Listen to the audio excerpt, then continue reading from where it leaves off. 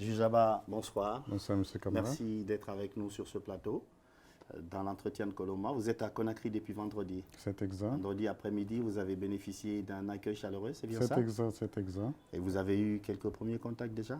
Oui, j'ai eu le privilège d'être reçu par deux ministres. D'accord. En l'occurrence, le ministre de l'Économie et des Finances, et le ministre de l'Intérieur et de la Sécurité et de la Protection civile, et avec le représentant du ministre de la Justice. Donc, nous avons eu à échanger sur l'organisation des assises du GIABA. En tout cas, on vous souhaite la bienvenue à Conakry. Merci beaucoup.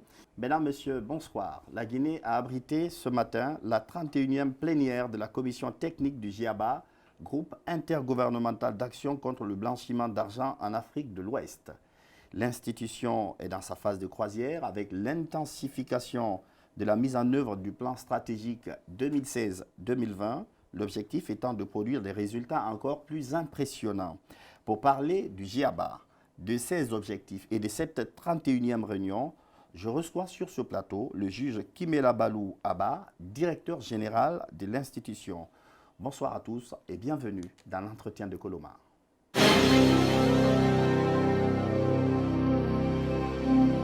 Juge Abba, bonsoir. Bonsoir, monsieur. Je rappelle que vous avez un CV long et impressionnant, mais pour faire court, vous avez une formation de magistrat, une formation qui vous a conduit à la Cour africaine des droits de l'homme et des peuples.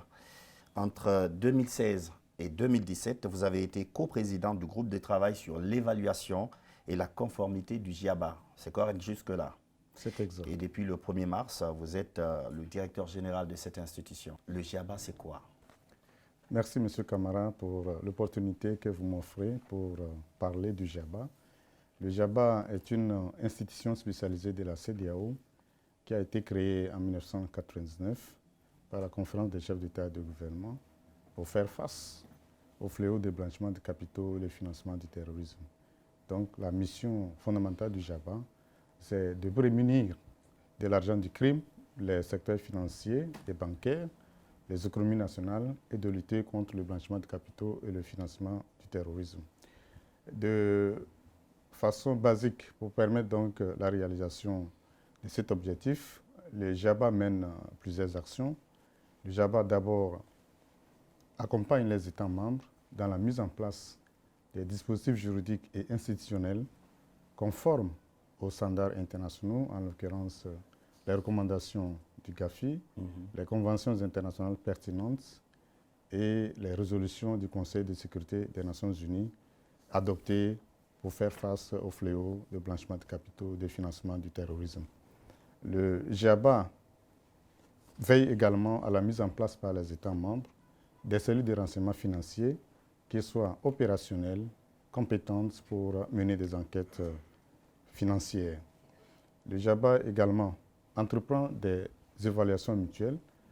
Une évaluation mutuelle, c'est un processus à travers lequel les experts évaluateurs d'autres États membres analysent et apprécient le niveau de conformité des dispositifs juridiques et institutionnels mis en place par le pays évalué à l'aune des recommandations du GAFI, de même apprécient le niveau d'efficacité de ces dispositifs juridiques et institutionnels et, le cas échéant, formule des recommandations pour amener le pays évalué à prendre des mesures pour corriger les faiblesses qui sont identifiées dans le rapport d'évaluation mutuelle. Alors, en clair, le GIABA, c'est, si vous voulez, l'organe ouest-africain qui aide à lutter contre le blanchiment d'argent et le terrorisme. C'est bien ça? Et le financement du terrorisme. Et le financement du le blanchiment d'argent et le financement du terrorisme. C'est deux phénomènes actuellement auxquels toute l'Afrique fait face. De quels moyens de pression disposez-vous pour arriver à vos fins, pour mener à bien ce combat? Comme je viens de l'expliquer, le rôle du GIABA, fondamentalement, c'est d'amener les États membres à adopter des cadres juridiques et institutionnels conformes et efficaces pour faire face à ces deux fléaux, ainsi que les infractions connexes. Vous n'êtes pas sans savoir que le blanchiment de capitaux est alimenté par les produits générés par les infractions connexes. Donc, c'est quoi ces infractions connexes? Le trafic de drogue, la corruption, les vols, le trafic de migrants, toutes les infractions qui ont un caractère pécuniaire et qui génèrent des fonds à leurs auteurs sont des infractions sous-jacentes qui alimentent donc le blanchiment des capitaux. Alors, est-ce que pour l'instant, on peut dire que la lutte est en train d'être bien menée, qu'il y a de l'espoir sur un plan global ouest-africain, qu'il y a de l'espoir pour qu'on puisse inverser la tendance et parvenir à éradiquer ces deux phénomènes? Nous n'avons pas le choix puisque les faits sont là. Et lorsque nous prenons les actes terroristes, malheureusement, ils se commettent de façon quotidienne et même banale dans certaines localités de certains pays de la CEDEAO, en l'occurrence au Nigeria, au Mali et au Burkina Faso. Et nous pensons qu'il est très important que tous les États membres de la CEDEAO puissent apporter une réponse adéquate à ces menaces. Et pour ce qui concerne le blanchiment de capitaux, lorsque vous allez dans les différentes juridictions, vous verrez que les infractions qui génèrent des fonds à blanchir se commettent aussi au quotidien. Et nous pensons qu'il est très important de prendre des mesures adéquates pour apporter une réponse efficace, appropriée et permettre une sécurité dans notre espace communautaire. Alors, depuis plus d'1 an, vous êtes directeur général du GIABA. Vous avez eu le temps d'évaluer tous les dossiers, d'étudier tous les dispositifs dans les différents pays par rapport à la lutte contre ces deux phénomènes. Le cas précis de la Guinée, qu'est-ce que vous en dites?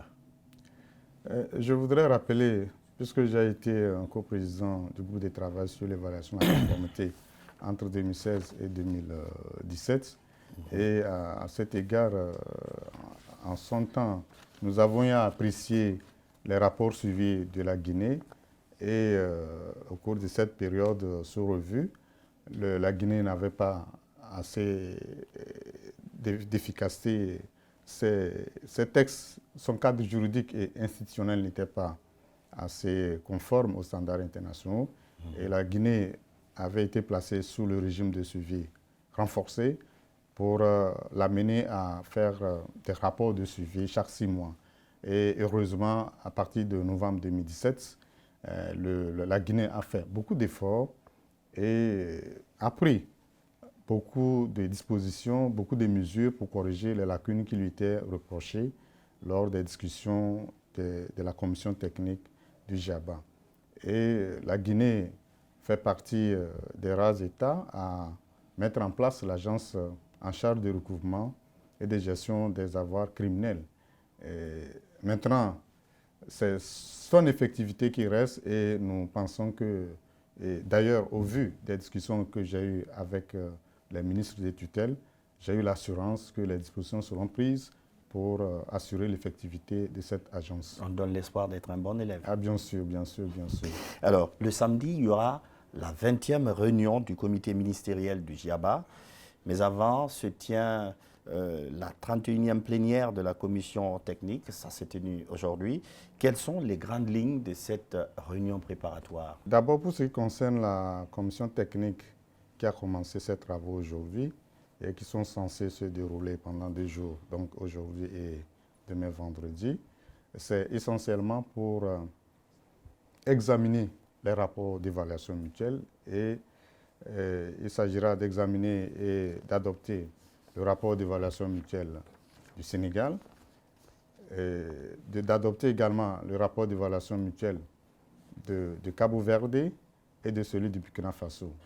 Et lorsque ces rapports auront été adoptés, les conclusions seront versées à la réunion du comité ministériel, qui est l'instance de décision qui va valider les résultats, les conclusions qui ont été tirées lors de la réunion de la commission technique. Et en dehors de ces rapports d'évaluation mutuelle, le GIABA, la commission technique aura à apprécier les rapports issus des études de typologie, études de typologie qui permettent de comprendre les méthodes, les tendances, les risques et les techniques utilisées par les criminels financiers pour commettre le blanchiment de capitaux et le financement du terrorisme dans notre espace. Alors, depuis que vous en êtes le directeur général, est-ce qu'il y a eu des cas concrets, par exemple, sur lesquels vous vous êtes basé pour dire oui, on arrive vraiment à des résultats? Et comme je viens de l'indiquer, tous les États membres font des efforts et les progrès sont notés, sauf quelques États dus au contexte politico-social. Sinon, dans l'ensemble, tous les États membres du GIABA font des efforts pour améliorer et renforcer leur dispositif de lutte contre le blanchiment de capitaux et le financement du terrorisme. Puisque c'est une obligation, si des actes terroristes sont commis dans certains États membres qui sont frontaliers, il n'y a pas de raison que les autres États croisent les bras pour dire « Ah, puisque nous n'avons pas encore eu de cas d'actes terroristes, nous n'avons pas de menaces, et ces États peuvent être surpris. » Donc, tous les États sont conscients et font des efforts pour améliorer et renforcer leur dispositif de lutte contre le blanchiment de capitaux et le financement du terrorisme. L'examen des différents rapports de suivi, l'examen des rapports d'évaluation mutuelle ont permis de constater que les progrès sont réalisés, les efforts se font au quotidien pour renforcer les dispositifs juridiques et institutionnels mis en place pour faire face au blanchiment de capitaux et le financement du terrorisme et être en conformité avec les standards internationaux. Vous n'êtes pas sans savoir que le GIABA a aussi une institution au-dessus de lui, c'est le groupe d'action financière, qui est une institution à dimension internationale qui édicte les normes et demande aux institutions du genre du GIABA, les organismes de type GAFI, de faire exécuter, de faire mettre en œuvre ces normes-là au niveau de chaque État. Et c'est quoi le rapport avec la CEDEAO, par exemple? En fait, le GIABA est une émanation de la CEDEAO. D'accord. Et à ce titre, il couvre non seulement les 15 États membres de notre espace communautaire, mais aussi l'Union des Comores et l'État de Sao Tomé et Principe. Donc, la CEDEAO a mandaté le GIABA de mettre en œuvre les recommandations du GAFI. Et donc, la CEDEAO a également intérêt à mettre toutes les normes qui sont éditées par le groupe d'action financière. Alors, après cette 20e réunion interministérielle, dans un futur proche, à quoi doit-on s'attendre de la part du GIABA? En fait, le GIABA, d'abord, a un calendrier d'évaluation mutuelle. Après l'adoption des rapports dont je viens d'évoquer, le GIABA aura à évaluer le Nigeria et, je crois, la Sierra Leone. Et en novembre prochain, le GIABA aura examiné aussi 2 projets de rapport d'évaluation mutuelle, celui du Bénin et celui du Mali. Et en dehors de cela, le GIABA apporte son assistance technique aux États membres à travers les renforcements des capacités, à travers parfois des fournitures d'équipements informatiques et bureaux à certaines cellules de renseignement financier pour leur permettre d'être efficaces. Et ce qui est important pour nous, c'est d'amener tous les États membres à améliorer et renforcer leurs dispositifs pour faire face aux menaces de blanchiment de capitaux et de financement du terrorisme. Vous savez, les terroristes, lorsqu'ils ont leurs moyens d'action, ils agissent. Et ils n'ont pas peur de mourir. Mais les terroristes ne peuvent pas vivre sans se nourrir, sans se vêtir et surtout ne peuvent pas commettre des actes terroristes sans les moyens d'action. Donc, il est fait obligation à chaque État de prendre des mesures pour priver ces terroristes-là de leurs moyens d'action. Donc, c'est ce que nous faisons à travers l'examen des dispositifs mis en place par les États membres. Et lorsqu'il y a des faiblesses, nous faisons des recommandations, nous formulons des recommandations pour amener ces États membres à prendre des mesures pour corriger les faiblesses identifiées. Alors, juge Abba, en 30 secondes, on va prendre votre mot de la fin. Peut-être vos espoirs que cette 20e réunion interministérielle puisse aboutir à des résultats concrets. Absolument, puisque les réunions techniques ont commencé depuis dimanche et les résultats sont déjà encourageants. Et nous espérons qu'à l'issue de ces 2 jours de travaux de la réunion de la commission technique, les résultats, les conclusions seront intéressantes et ces résultats, ces conclusions seront versées à l'appréciation de la réunion du comité ministériel du JABA le samedi. Merci beaucoup, juge Abba. Je rappelle que vous êtes le directeur général du JIABA et que le JIABA, c'est cette structure sous-régionale qui se propose de lutter contre le blanchiment d'argent et le financement du terrorisme. Merci d'être passé dans cette émission.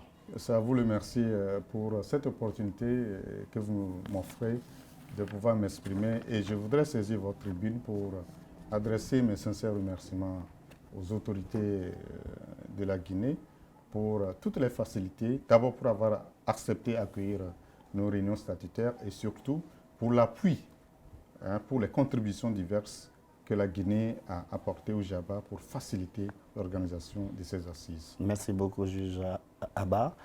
On vous souhaite un bon séjour à Conakry. Merci, merci pour tout. Mesdames, Messieurs, c'est la fin de ce numéro de l'entretien de Coloma. Merci de l'avoir suivi. Bien. Alors, OK. merci. Merci infiniment pour Merci beaucoup. cette